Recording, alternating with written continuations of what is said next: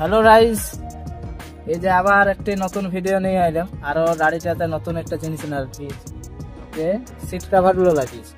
Seat কভারগুলো দেখতে পাচ্ছেন যে পুরো যতগুলো সিট আছে মোটামুটি পুরোটাতে লাগিয়ে নিয়েছি। এই সিট কভারগুলো সম্বন্ধে দাম বলে দিচ্ছি, কোথায় কি লাগালাম সেটা বলে দিচ্ছি। আর লাগানোর ভিডিওগুলো তো মাঝে মাঝে দিয়ে দেবো, দেখতে থাকবেন যে কীভাবে সেটিং করে। এই সিট কভারগুলো আমি প্রথমে অনেক জায়গায় জিজ্ঞাসা করেছিলাম, কোথাও 7,000, কোথাও 5,000, কোথাও 6,000 এরকম করছি। তো তারপরে বাঁকুড়াতে আমি যোগাযোগ করলাম, বাঁকুড়াতে ওইখানে 4,000 টাকা বলেছিল, আর ফিটিং 500 টাকা, মোট টোটাল 4,500 টাকা। পুরো যতগুলো সিট আছে সব একদম সেলাই। সিটের ডিজাইনগুলো আপাতত দেখতে থাকুন, তো দামটা বলছি।